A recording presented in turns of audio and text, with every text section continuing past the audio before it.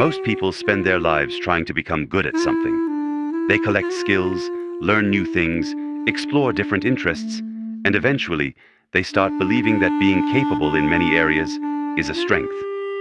That knowing a little about everything makes them more valuable. And in some ways, it does. Being adaptable is useful. Being curious is powerful. But then something strange happens as the years pass. The person who focused on one thing becomes known for it. They build a career, a reputation, and something they can point to and say, "I created this." Meanwhile, the person who explored everything is still searching for the thing they are supposed to commit to. This is not about someone who is lazy or incapable. It is about people who are genuinely talented in many directions. People who learn quickly, get excited easily, and feel the pull of something new before the current thing has a chance to grow. Everyone around them sees their ability spread across many areas and calls it impressive. But the person living it feels something different. They know that being good at many things and being recognized for one thing are completely different. And the space between those two is where many people quietly lose years. The phrase "jack of all trades" has existed for centuries, and even though it sounds positive, it has always carried a hidden warning. The full phrase is "jack of all trades, master of none." Most people know the words, but they rarely think about what it feels like to actually live that way. From the outside, it looks like freedom. It looks like having options. It looks like someone who can do anything. But from the inside, it can feel like constantly being stuck between places. Between starting and finishing. Between exploring and committing. Between the person you are today and the person you keep almost becoming. Other people see someone with many choices, but the person experiencing it knows something else. Having many options does not always mean you are free. Sometimes it just means you have more ways to stay lost. William James, one of the most influential figures in American psychology, spent a lot of time studying the human mind and the way attention shapes a person's life. One idea he kept returning to was that the ability to control your attention is one of the most important skills a person can develop. It is not just about focus. It is about deciding where your energy goes and returning to the same thing again and again until something meaningful is built. James understood that many people have curiosity, intelligence, and imagination, but those things alone are not enough. A person can have endless interests and still never create something lasting if their attention constantly moves away before progress has time to accumulate. For someone who jumps from one interest to another, every new idea feels exciting. Every new skill feels like a fresh beginning. But the problem is that new beginnings are easy to love. The difficult part is staying long enough to reach the stage where real growth happens. The reason this happens is not simply because someone lacks discipline. In many cases, it happens because they are naturally curious and fast at learning. When they start something new, the beginning feels amazing. They go from knowing nothing to understanding the basics quickly. They see progress almost immediately, and that feeling is rewarding. The brain loves that stage because improvement feels obvious. But every skill eventually reaches a slower phase. The beginner excitement disappears. Progress becomes harder to notice. The work requires more patience and repetition. This is where many people leave. Not because they are incapable, but because the feeling changes. They mistake the loss of excitement for a sign that the interest is gone. So they move to something new, experience that exciting beginning again, and slowly train themselves to chase the start instead of building through the difficult middle. Over time, being someone who knows many things can become part of a person's identity. They become the person who always has something interesting to say, the person who can talk about almost any topic, the person who learns faster than most people around them. And this identity feels good because people recognize it. It becomes something they are proud of. But it can also become something they protect. Because choosing one thing means letting other things become less important. It means accepting that not every interest can receive the same attention. And for someone who sees their value in being versatile, narrowing their focus can feel like losing a part of themselves. So they keep everything open. They keep exploring. They keep their options alive. But they also keep wondering why nothing ever becomes something truly significant. Comparison feels different for a person like this because they often understand enough to see exactly what specialists are achieving. They know enough about art to recognize incredible artists. They know enough about writing to understand great writers. They know enough about business to see what successful people are doing right. And that creates a unique frustration. It is not the frustration of someone who knows nothing. It is the frustration of someone who knows enough to see the distance between where they are and where they could be. They can recognize excellence, but they also recognize they have not reached it themselves. And instead of pushing forward, that feeling can make them want to escape into another interest, where they can become a beginner again. Because being new at something feels better than facing the point where improvement becomes difficult. The problem is not having many interests. In fact, curiosity and a wide range of knowledge can be extremely valuable. People who can connect ideas from different fields often create things that specialists cannot see. The real issue is when variety becomes a replacement for commitment, when exploring becomes a way to avoid going deep. The people who benefit most from being multi-skilled usually have one thing they developed deeply first. They built a foundation, then they expanded outward. Their different interests strengthened their main skill instead of competing with it. Breadth becomes powerful when it is built on top of depth. Without depth, having many interests can leave someone with endless information, but nothing that truly belongs to them. William James described the mind as a constant stream of thoughts, ideas, and attention moving from one thing to another. Most people experience this stream, but they do not always learn how to direct it. For someone who is constantly interested in new things, that stream can feel exciting. Their mind is active. Their ideas are everywhere. But following every thought is not the same as making progress. People who master something are not people who never get distracted. They are people who learned how to return. They come back to the same skill, the same project, the same goal, even when something new catches their attention. That ability to return is what creates depth. Without it, every new idea becomes another road that leads somewhere different. One reason this is difficult to recognize is because it often looks successful for a long time. Someone who is good at many things usually finds opportunities. They adapt quickly. They can help in different situations. They are interesting to talk to and useful in many environments. So there is always evidence that their approach is working. The problem appears slowly. It shows up in unfinished projects, skills that never reach an advanced level, opportunities where they were almost ready, but lacked the depth needed to truly stand out. The cost is not usually one huge failure. It is the slow accumulation of things that almost became something. Eventually, this can affect how other people see them. They become the person everyone goes to when something is beginning, the person with ideas, the person who can help figure things out. But they are not always the first person people think of when they need someone who has mastered something deeply. And that difference matters.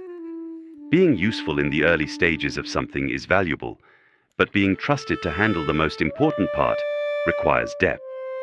A jack of all trades can often see the bigger picture, but the world often rewards the person who has stayed with one thing long enough to become undeniable at it. One of the biggest forces keeping this person from committing is the fear of losing other possibilities. When they choose one direction, it feels like they are leaving everything else behind. The other skills, interests, and ideas they collected suddenly feel like they are being abandoned. And for someone whose identity is built around being capable in many areas, that can feel uncomfortable. They do not see commitment as gaining something. They see it as giving something up. But what they often fail to realize is that choosing one path does not erase the others. It simply gives all those abilities somewhere to connect. Without a main direction, all those skills remain separate pieces. They have many tools, but nothing they are truly building. What many people misunderstand is that being a multi-skilled person does not mean they need to completely abandon everything except one thing forever. Real mastery does not require destroying curiosity. It requires giving curiosity a foundation. The goal is not to become someone who only knows one thing. The goal is to become someone who knows one thing deeply and uses everything else to make that one thing stronger. The most valuable people are often not pure specialists or pure generalists. They are people who developed real expertise while still staying curious. The tragedy for many jack-of-all-trades is that they had the ability to become that person, but they never stayed with anything long enough to discover how powerful their combination of skills could actually become. People often explain this as simply being a personality type.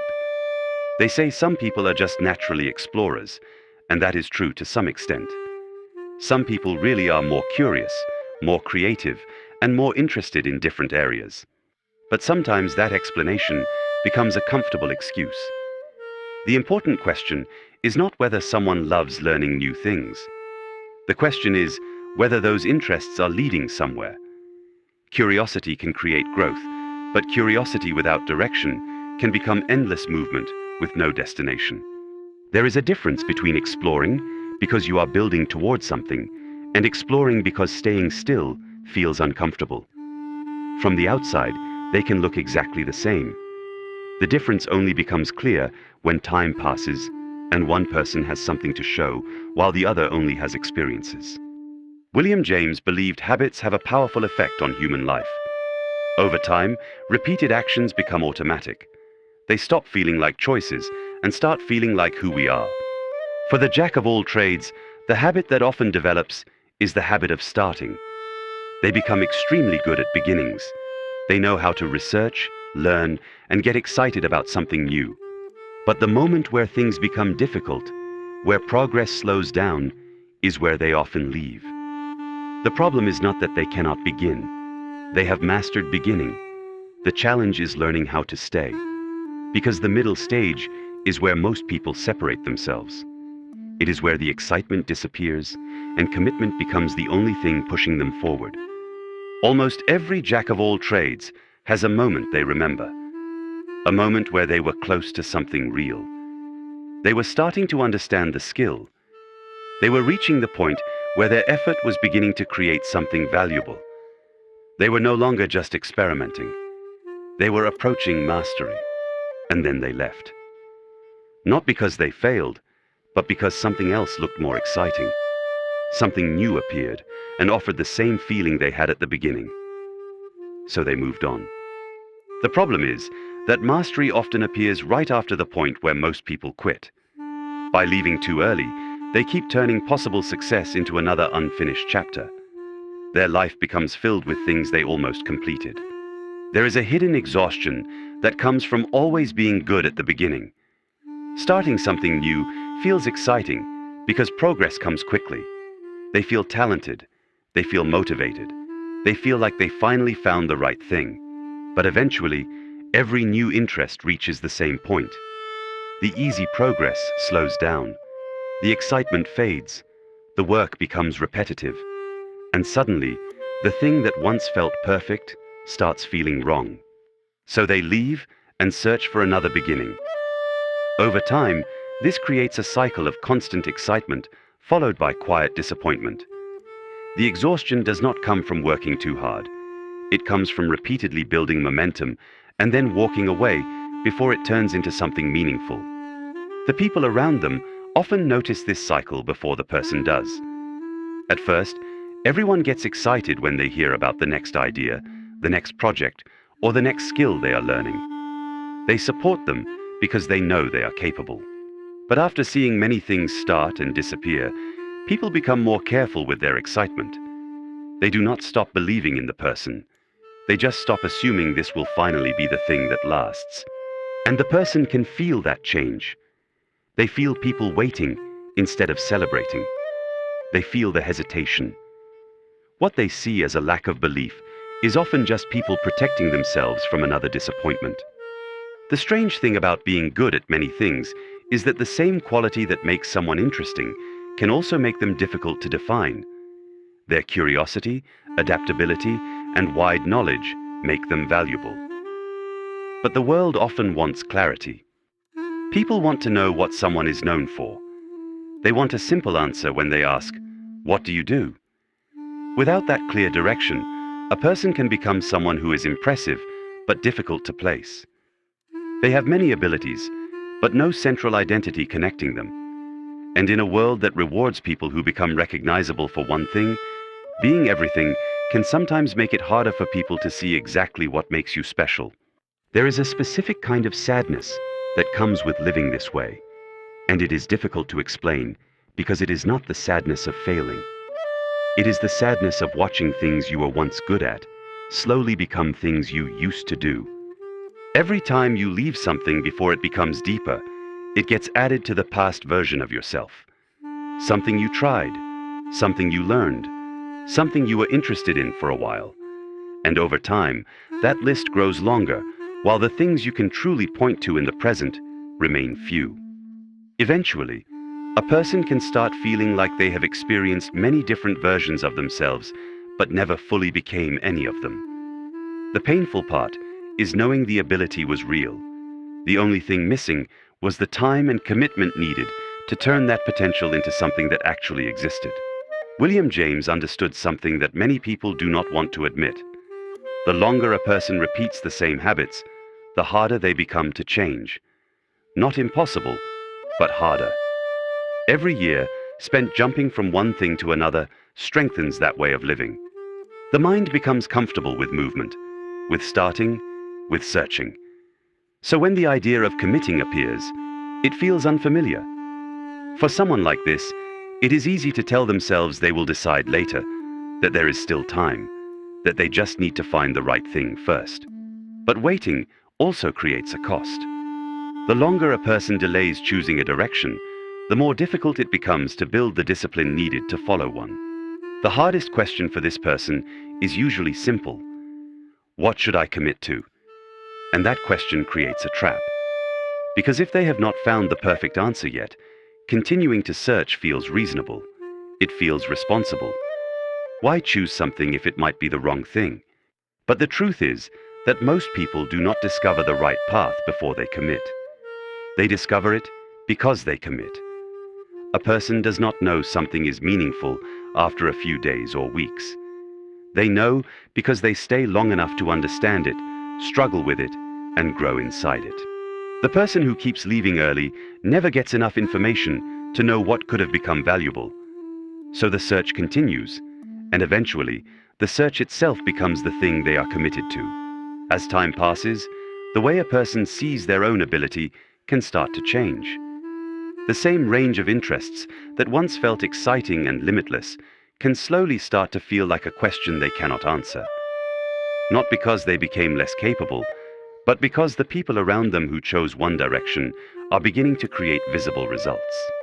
They have careers, they have experience, they have something they built over years, and suddenly the difference becomes impossible to ignore. The jack of all trades looks around and sees people who stayed with something long enough to become known for it. The feeling that appears is not exactly jealousy and not exactly regret. It is something in between. It is the feeling of someone who has spent years moving forward, but is finally wondering if they were actually moving toward anything. The solution is not a dramatic life transformation where someone suddenly discovers their one true purpose.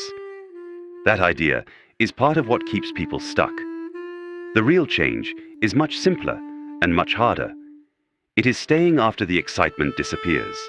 It is continuing through the boring middle where progress feels invisible and the next new interest looks more attractive. It is choosing to remain when every instinct says to leave. And this feels wrong at first because the brain has learned to associate the loss of excitement with being on the wrong path. But sometimes the loss of excitement is not a sign to quit. Sometimes it is the exact moment where real growth begins. When a multi-skilled person finally stays with something, the biggest change is not just the result they create. It is what they learn about themselves. Because staying teaches something that starting never can. It teaches them that they are capable of continuing even when things become difficult. It teaches them that discomfort does not always mean something is wrong. It teaches them that they can trust themselves. A person who knows they can go deep is completely different from someone who only wonders if they could. The difference is not talent, The difference is evidence. Evidence built by doing the thing long enough to finally prove it. Being a jack of all trades is not a permanent identity. It is not something a person is trapped inside forever. It is a collection of choices and habits that developed over time. The curiosity is not the problem. The ability to learn quickly is not the problem. Having many interests is not the problem. The problem is leaving right before those things have the chance to become something deeper. And leaving is not a personality trait. It is a habit. Habits can change. But they do not change because someone understands themselves perfectly. They change when someone reaches the same moment where they usually leave, and instead chooses something different. James believed that people could change their lives by changing their habits, and this idea was much deeper than simple motivation. The brain adapts around repeated actions. What someone does consistently becomes easier for them over time. For the jack of all trades, this means they do not need to wait until they suddenly feel passionate enough to stay. That feeling might come later. Commitment often creates interest, not the other way around. The first step is not promising to stay forever. It is simply staying one more time than usual, continuing one more day, finishing one more step, creating enough moments of staying that eventually staying becomes normal. Most people who break this cycle do not describe one dramatic moment where everything suddenly changed. They usually describe something much quieter. They became tired of repeating the same cycle. The next new thing stopped feeling exciting because they recognized it as the same beginning they had experienced many times before. And in that moment, they made a small choice. They stayed. Not because they were completely certain, not because they knew it was the perfect path. They stayed because they realized constantly searching had not given them the answer either. And by staying longer than they normally would, they finally gave something the chance to become what it could have been. The ability to see many connections is not the enemy. It never was. Every skill, every interest, every experience a person collected still matters. A person who understands different areas can create connections that others cannot see. That ability is valuable. But those connections need somewhere to grow from. They need a foundation. Without a foundation, knowledge stays scattered. It creates interesting thoughts, but not lasting results. The goal is not to destroy the many sides of yourself. The goal is to give those sides one place to come together and create something meaningful. The hardest part about this struggle is that most people experiencing it are not obviously failing. They are functioning. They are learning. They are capable. They have opportunities. And that is exactly why it can continue for so long. The real cost is hidden in the things that almost happened. The skills that almost became mastery. The projects that almost became something bigger. The version of themselves they kept getting close to becoming, but never fully reached. And the painful truth is that the missing piece was rarely ability. It was the willingness to stay through the uncomfortable part, where ability turns into achievement. The range was never the problem. The curiosity was never the problem. The ability to learn quickly was never the problem. Those were always strengths. The real challenge was learning how to stay long enough for those strengths to create something. Because every person eventually reaches the same moment. The moment when something stops being exciting, when progress slows down, when another opportunity starts calling louder. And that moment decides everything. They can follow the same path they always followed, or they can choose differently. Not with some huge life-changing decision, just with one small choice to continue. Because mastery is not created by the person who never gets distracted. It is created by the person who learns how to come back. And sometimes, the thing you have been searching for was never waiting somewhere ahead. It was waiting for you to finally stay.